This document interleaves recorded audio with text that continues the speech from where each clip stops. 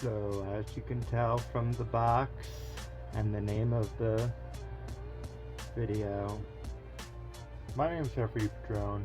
This is another quite extensive, in the words of another collector, in the two words of a friend of the channel, DJ Martinez, that's huge.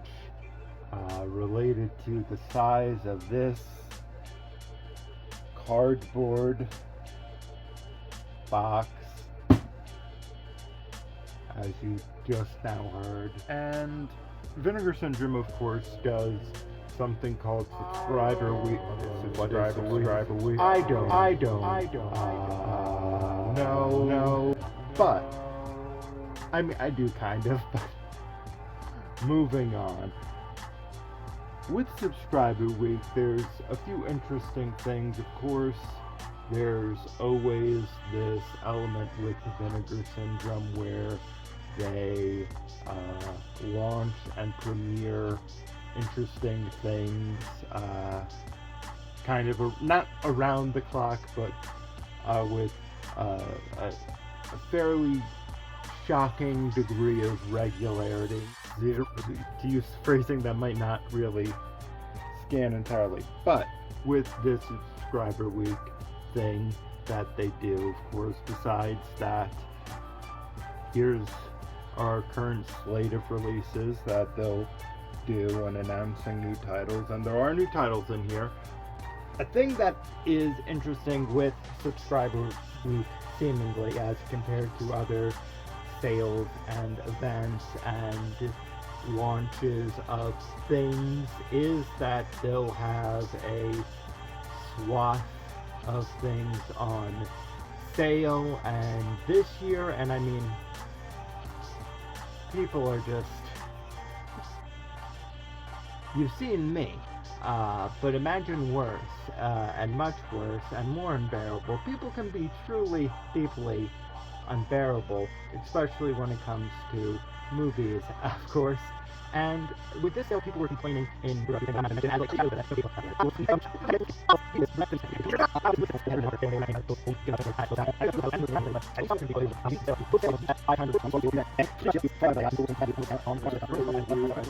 this up into 4 chunks, and if you are tired of listening to me talk, you can maybe, if you want, go through the timeline that I'm going to try and put in of the sections and what's in. But without further ado, since I've been talking so much about those items that were on sale, these are the 5 items that I picked up. There's a plethora of different labels. There's 3 different Vinegar Syndrome titles, one from Vinegar Syndrome Archives, or I think it might just be Archive, but VSA, then there's VSL, Vinegar Syndrome Labs, and then one mainstay Vinegar Syndrome, mainline Vinegar Syndrome title, as well as a Film Movement Classics release, and a Saturn's Core audio and video film. These are all fairly eclectic, eccentric, fairly odd picks that I wouldn't otherwise, with some exceptions, be adding to my collection. But without further ado, here is a Mexican horror kind of thriller. I'm not sure where exactly it lands. I know very little about this director, who is the director, who is Ruben Galindo Jr., who Vinegar Syndrome has quite a few, or at least did, films by. I picked up Don't Panic. I believe this is from 1980. I was going to say 89, but it's from 87.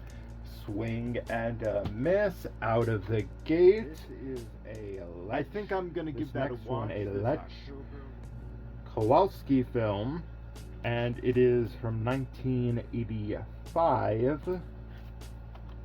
Story of a Junkie. I've seen this quite a number of times at the archive, the store that Vinegar Syndrome has in Bridgeport, Connecticut, and I've been kind of debating getting it for a while, and since it was, I think it was something like $10, if not cheaper, I thought now was a good time to look into this sort of odd documentary. Saturn's Core audio, video. I didn't really announce what those last two were, but it was Vinegar Syndrome Labs and then Vinegar Syndrome. So don't panic, Vinegar Syndrome, and then and then Story of a Junkie, Vinegar Syndrome Labs. This is Dogs in Quicksand, which I am confounded by. I don't know anything about this. I am also not immediately finding a year on it, but it's a very it's an odd picture. Saturn's Core Audio and Video puts out some very unique films, and I would really like to, especially because, a little silly, but because they're a New Jersey-based company, I really do want to get more into them and their rather odd catalog. A thing that I really love is that this isn't really a label that's carried in many stores, but besides the archive, I've seen in the past a number of releases from Saturn's Core Audio and Video at Station 1 in Pompton Lakes, New Jersey, which it warms my heart to see stuff like that. I wish I saw more things from like Film Movement Classics and even just Vinegar Syndrome, more so out in the out and about, but I'm also not explicitly looking that hard. So if you've seen these things in stores more often outside of just Vinegar Syndrome stores and, you know, the archive, which is a Vinegar Syndrome store, let me know. Even if it's in Nebraska, South Dakota, I don't give a flap. This is from Film Movement Classics, 1995, Shanghai Triad. All of these so far have had really incredible, beautiful looking slip covers for them. I'm pretty sure this is a slip cover. I am very bad at remembering terminology.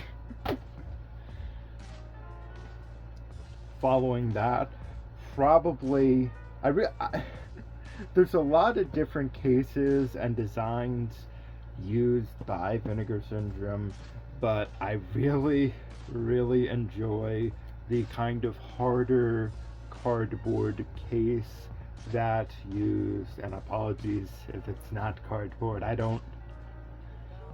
but it's a very beautiful case that's used for the Vinegar Syndrome archive releases, where you don't have like a cutoff here. It's a sort of harder, somewhat case, and you can just take the film out from the bottom.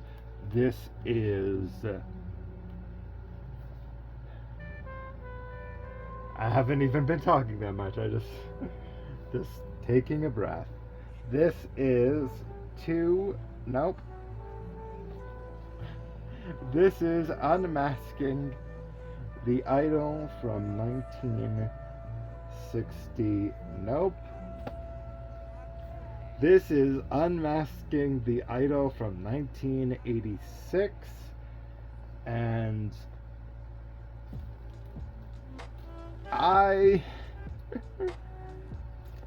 it's another film that I know really nothing about outside of it was heavily on sale, and it has a really fascinating cover. And so far from this line, I believe I've only seen Love on Delivery, but that was just such a fun film.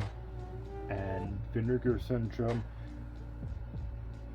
I would pretty much say, hasn't quite led me astray yet, and has introduced me to a whole plethora, worlds within worlds within worlds of cinema and movies that I wouldn't have even, in many cases, even thought about watching. But without further ado, what was the thing that was on sale that I almost bought, but I didn't buy when it was on sale, and then I bought it later when it wasn't on sale? What was that? Well, in the interim of the few different orders that made this, because with Vinegar Syndrome you can do order stacking. You stack your family. I kind of developed this loose idea as I started to amass a collection of films by Jess, Jesus, Franco, and not related to this shitty fucked up guy, I don't think, in any meaningful way. Well, but there is I believe there's two different releases. I got the film from earlier in his career. I'm sorry to any White Cannibal Queen fans out there, but that's just not exactly my speed.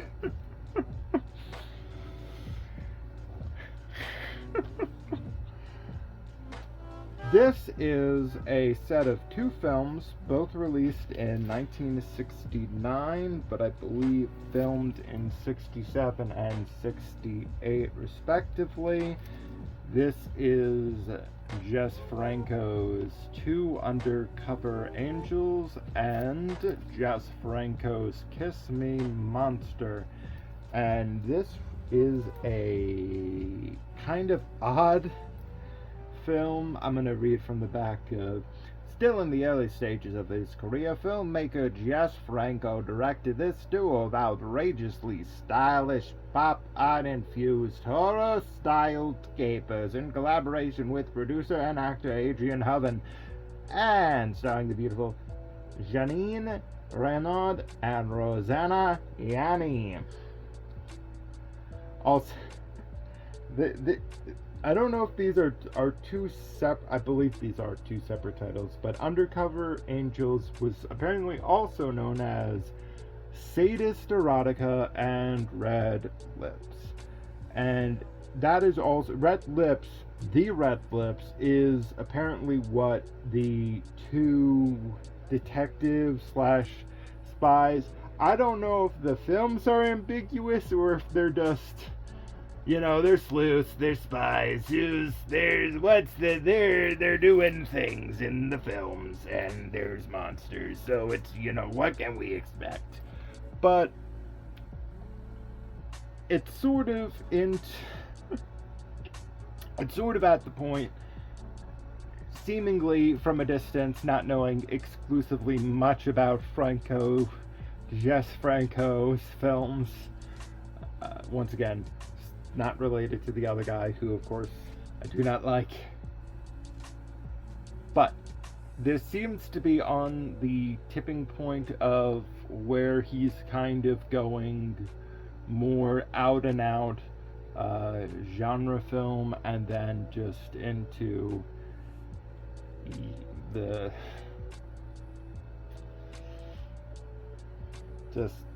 what's the word? Full-on penetration. That's the word. That's not the word. That's not a word. That's not one word. Anyway, here's two words, something weird. And as you can tell from this ominous little poster that's been hanging about, I've been really thinking about the American genre film archive and something weird screening. Want to see something weird at the Mahoning Drive-In, and since I only was there for one film, I thought it might be a good idea to pick up the second film that was played there, She-Mob, which was released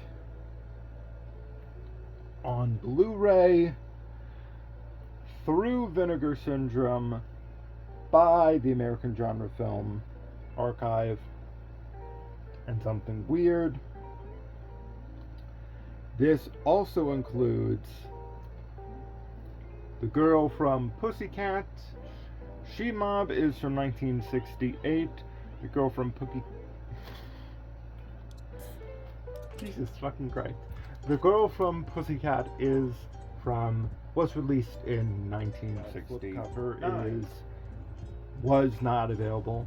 Not the end of the world, as you'll see in even more of a second. But this next movie was just released, so I was able to get the slipcover suffices, but the special Duda limited edition. This is Teenage Gang Debs, which is a film that I watched at the drive-in. It was the first part of the double feature that was made up of Teenage Gang Debs and She-Mob. This is very weird, but I am very happy to own it, if not just to be able to play. And granted, there are other means of watching this, but I do dislike physically owning films on disc. It's nice, but I like having this, if not solely for the very, very odd black belt dance sequence in the movie. Following that, recently I also picked up the Scare Film Archives Volume 1, Drug Story, or I think it's, what the fuck was it? Yeah, no, I was right. It was Drug Stories, and this is Volume 2, Danger Stories.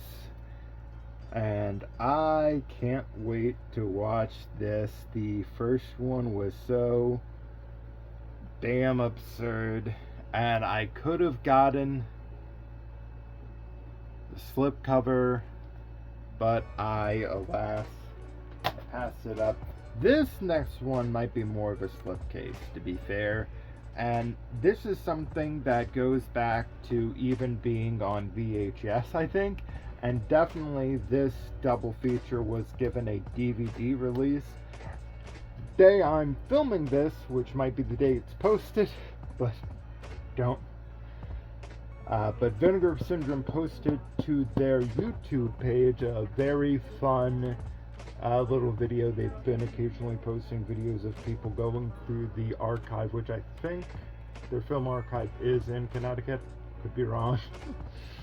But it was the current head of Distribix and the current head of Something Weird, and this next release is a Distribix Something Weird collaboration, and it's double feature, Satan's Bed and Scare Their Pants Off. And these are two odd exploitation 60s films, but most interestingly is that the lead of Satan's Bed is a pre-Beatles Yoko Ono. That's right.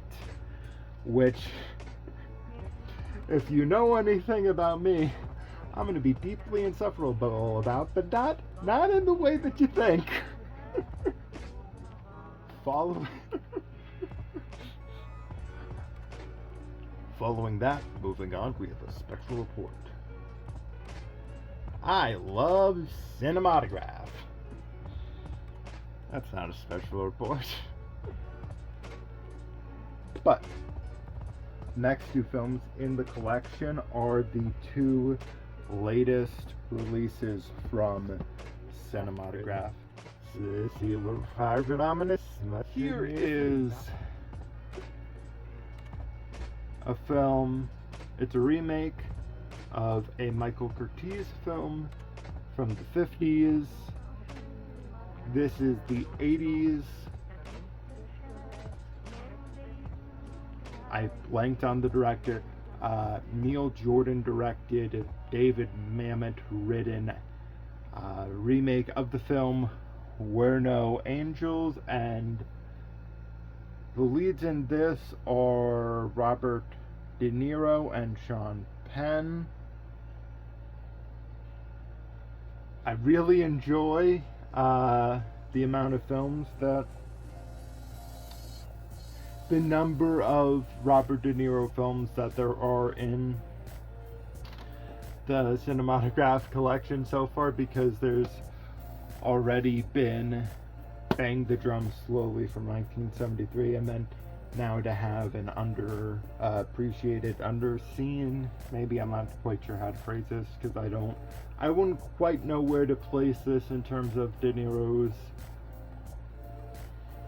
gems, because like there's it like 1900 kind of throws everything off, and also the fact that he's been in so many movies, like what really exactly counts as underseen with De Niro, but I think this also might be the first Sean Penn led movie in the collection, which is, I mean, We're No Angels is a perfect inclusion for a Sean Penn movie, because that's a great way of describing. All right, Jeffrey, tell us where's the Phil Oakes movie, you fucker? And next up, we have Elaine May's A New Leaf on 4K. This is incredible. I know a lot of people would really like The Heartbreak Kid to get released, but I knew there were issues with The Heartbreak Kid. I didn't know what specific issue there was with The Heartbreak Kid, and the only thing that I have to say, and no one asked me, and no one ever will, the interesting thing with the A New Leaf release is that, much like with a number of previous Cinématographe films, this one included I believe there was 100 copies of this book that were sold as a bundle of Buy a Book. In this case, this is a book on the life and work of Elaine May. Carrie Corrigan's Miss May Does Not Exist, and it is a hardcover book. It sold, this edition with the book, of course, sold out, but I'm really excited to read more about Elaine May, and I really, really want to read about Ishtar. So hopefully I can read about the production of Ishtar. This has been a rather